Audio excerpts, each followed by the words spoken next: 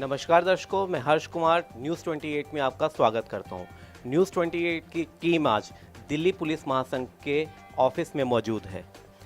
आज हम जिस क्राइम विषय के ऊपर आपसे चर्चा करने जा रहे हैं वो इंश्योरेंस सेक्टर का एक बढ़ता हुआ क्राइम है। इंश्योरेंस सेक्टर के क्राइम के ऊपर हमसे जो बातचीत कर रहे हैं वो दिल्ली पुलिस महासंघ के प्रेसिडेंट और दिल्ली पुलिस से रिटायर्ड एसीपी वेद भूषण जी हैं। इंश्योरेंस सेक्टर में जिस तरीके से क्राइम बढ़ रहा है, अगर देखा जाए तो कोरोना काल में मृत्यु दर जिस तरीके से बढ़ी है उसी तरीके से इंश्योरेंस सेक्टर में अपराध दर भी तेज़ी से बढ़ा है। या यूं कहें कि कोरोना काल में इंश्योरेंस सेक्टर जो है वो अपराधी सफ़ेद पोश अपराधियों के टारगेट पर है। ये ऐसा गंभीर विषय है जिसके ऊपर दिल्ली पुलिस की ओर से रिटायर्ड एसीपी वेद भूषण जी ने इंश्योरेंस सेक्टर की कंपनियों के साथ मिलकर एक मुहिम चलाई हुई है जागरूकता की।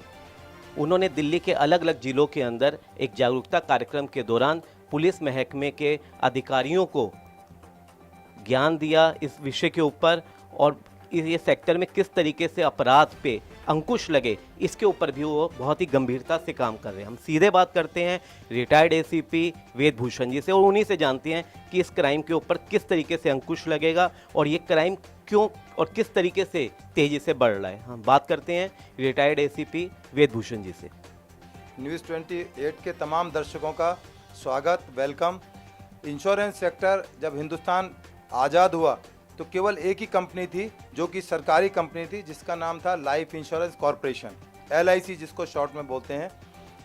तो जो इंश्योरेंस सेक्टर का प्रचार प्रसार 2003 से पहले हुआ वो केवल एक सरकारीकरण की तरह हुआ।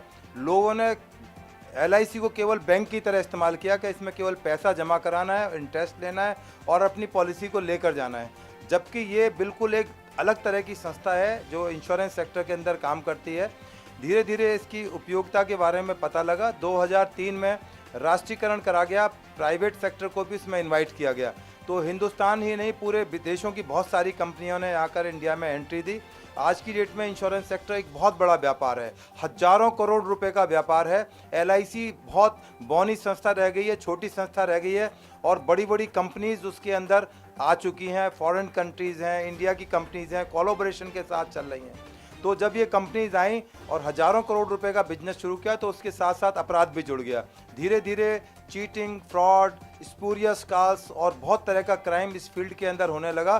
स्पेशली जब ये कोरोना काल हुआ, चूँकि सारा ट्रांजैक्शन आज की डेट में इंटरनेट के माध्यम से हो रहा है, तो इस फील्ड के अंदर एक बहुत ज़बरदस्त अपराध की प्रवृत्ति आ रही है। क्योंकि इंश्योरेंस सेक्टर में पैसा बहुत है, इजी मनी है। अभी पीछे हरियाणा सेक्टर के अंदर बहुत बड़ा एक घोटाला हुआ, पवन भूरिया गैंग के नाम से मशहूर है।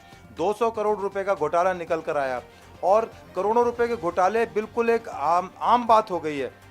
जब ये प्राइवेट कंपनीज इंश्योरेंस सेक्टर के अंदर आई तो उन्होंने अपने तमाम ऑफिसेज अक्रॉस इंडिया खोले, ब्रांचेज खोली, बड़े बड़े खूबसूरत ऑफिस और स्टाफ उनके आए और उन्होंने इंश्योरेंस सेक्टर में काम किया। परंतु वो इस चीज़ से अनभिज्ञ थे कि हिंदुस्तान में क्राइम की मात्रा बहुत है और डेली क्राइम यहाँ पर होना एक आम बात हो गई है।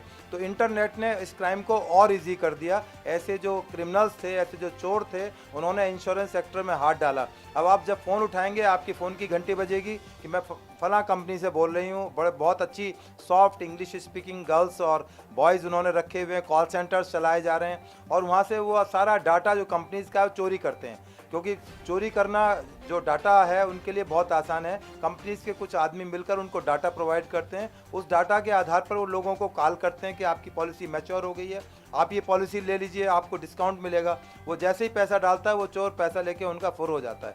तो अब ये टाइम आ गया है कि पूरे तमाम जितने भी हिंदुस्तान के नागरिक हैं उन तमाम को पता लगे कि इंश्योरेंस सेक्टर कैसे काम करता है, कैसे हम चोरी से बच सकते हैं, हमारे साथ फ्रॉड ना हो, कोई चीटिंग ना हो, कोई इस तरह की गड़बड़ी ना हो जिसका कि कोई निदान नहीं है। अब स्प्यूरियस कॉल्स इतना ज़बरदस्त लार्ज स्केल पर स्प्यूरियस कॉल्स आती हैं कि पुलिस को भी डील करना उनके लिए बहुत बड़ी चुनौती है। क्योंकि कानून में अभी कुछ ऐसे प्रोविज़न नहीं है कि स्प्यूरियस कॉल्स के खिलाफ अभी कोई लीगल एक्शन ले सकते हो। इन तमाम कमियों का, इन तमाम खामियों का इस तरह के क्रिमिनल्स फ़ायदा उठा रहे हैं। जैसे मैंने अभी आपको बताया कि हरियाणा के अंदर एक क्राइम हुआ। आज अब बहुत टाइम पहले तक इंश्योरेंस सेक्टर के अंदर पुलिस वाले नहीं थे, कोई क्राइम की जानकारी नहीं थी, लीगल जानकारी नहीं थी। अब धीरे धीरे अवेयरनेस आ रही है। वो पुलिस ऑफिसर्स को अपने सेक्टर में इंट्रोड्यूस कर रहे हैं, क्योंकि उनके जो एग्जीक्यूटिव्स हैं उनको लीगल जानकारी इतनी नहीं है, उनको कैसे इन्वेस्टिगेशन की जाए, कैसे पोस्टमार्टम रिपोर्ट को एग्जामिन किया जाए, उसमें क्या चीज़ देखने वाली है। मैं आपको एग्जाम्पल के तौर पर बताता हूँ। कोई एक आदमी जिसको कैंसर का पेशेंट है, उसके घर वालों को पता है कि ये तुरंत 6 महीने के अंदर, 1 साल के अंदर मर जाएगा।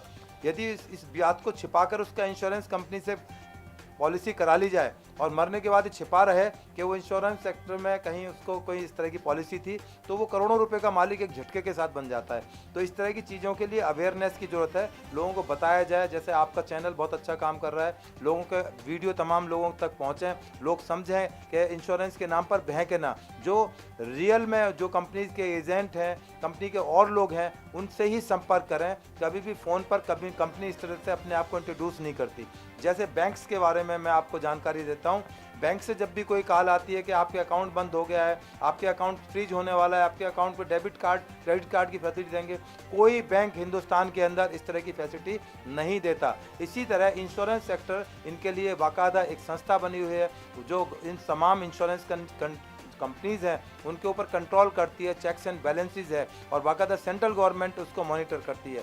तो इसलिए जागरूक करने की ज़रूरत है, तमाम को समझने की ज़रूरत है कि इंश्योरेंस सेक्टर में इस तरह के फ्रॉड और चेक्स कैसे लगाए जाएं, कैसे लोगों को पकड़ा जाए। ये बहुत एक टीडियस काम है, बहुत इन्वेस्टिगेशन का काम है। अब बहुत से लोग मरने के बाद इंश्योरेंस लेते हैं डेड बॉडीज़ का, उसमें कंपनीज़ के एजेंट मिले हुए होते हैं, उसमें कंपनीज़ के एग्जीक्यूटिव भी मिले पाए गए हैं और बाकायदा अरेस्ट हुई हैं। चीटिंग फ्रॉड के मुकदमे सैकड़ों तादाद में मुकदमे दर्ज हैं, परंतु इसकी इन्वेस्टिगेशन करना पुलिस के लिए एक बहुत बड़ा चैलेंज है, क्योंकि ना तो मैन पावर है, ना इंश्योरेंस सेक्टर के बारे में बहुत जानकारी है। तो हम लोग कोशिश करते हैं, मैं जिस कंपनी को मैं पुलिस सॉल्यूशन इंडिया करके कंपनी है, जिसके थ्रू मैं लोगों को अवेयर करता हूं, पुलिस वालों को बताता हूं कि किस तरह से इस केसेस की कंप्लेंट रिसीव की जाए, उसमें क्या हम मॉडिफिकेशंस कर सकते हैं, कैसे उसमें FIR दर्ज की जाए, कैसे उन क्रिमिनल्स को अरेस्ट किया जाए, और क्या क्या एविडेंस ज़रूरी है जो at the time of trial हमें ज़रूरत पड़ेंगे। तो इन तमाम चीज़ों की जानकारी के लिए यदि चैनल के माध्यम से रिक्वेस्ट करता हूं, यदि किसी को ज़रूरत है मेरी इंश्योरेंस सेक्टर में कोई इस तरह का फ्रॉड चीटिंग होती है, तो हमारे से संपर्क कर सकते हैं, पूरी उनकी मदद की जाएगी। और इंश्योरेंस सेक्टर आने वाले टाइम का बहुत बड़ा सेक्टर है, क्योंकि सभी को इंश्योरेंस की ज़रूरत है।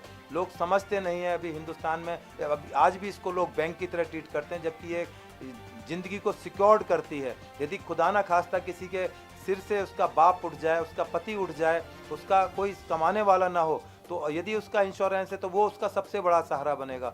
आज हिंदुस्तान में समाज की ये स्थिति हो गई है कि आदमी मर जाए, 13वीं के बाद कोई पूछने वाला नहीं आता उस घर में क्या स्थिति है। यदि उन्होंने इंश्योरेंस लिया होता बहुत छोटे प्रीमियम के साथ, तो पूरी ज़िंदगी उनकी अच्छी बसर गुसर हो सकती थी। मेरे पास इस तरह के सैकड़ों एग्जाम्पल्स हैं जहाँ पर कोई करने वाला नहीं था, केवल उनके इंश्योरेंस पॉलिसी काम आई, इंश्योरेंस सेक्टर ने उनकी मदद की, उनकी पढ़ाई परवरिश, उनके परिवार को शादी ब्याह करने में मदद मिली। तो मेरा ज़्यादा से ज़्यादा रिक्वेस्ट है कि तमाम लोग जो है इसको बैंक की तरह ना समझें, एक इंश्योरेंस सेक्टर में जिस तरह से काम होना है उस तरह से काम करें। आप इंश्योरेंस जो जेन्युइन कंपनीज हैं उनके साथ संपर्क करें, आपकी मदद होगी।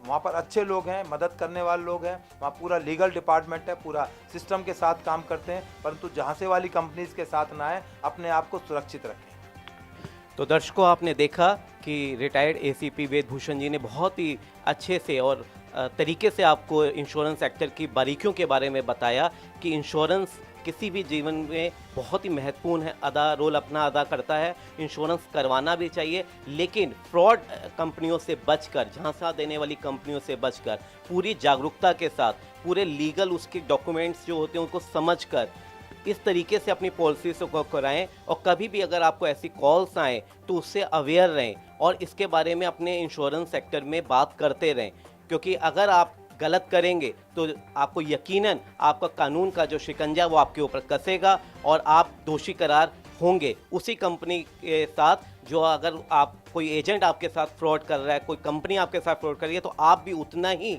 जिम्मेदार आप क्राइम के प्रति बन जाएंगे। तो इसके प्रति पूरे जागरूक होकर, इंश्योरेंस सेक्टर के प्रति पूरे जागरूक होकर आप अपनी पॉलिसीज़ की तरफ ध्यान दें और इसको बैंकिंग ना समझकर इंश्योरेंस की जो सही फार्मूला है लाइफ के लिए वो समझकर आप अपने सेक्टर में अपने आप को दिखाएं। धन्यवाद।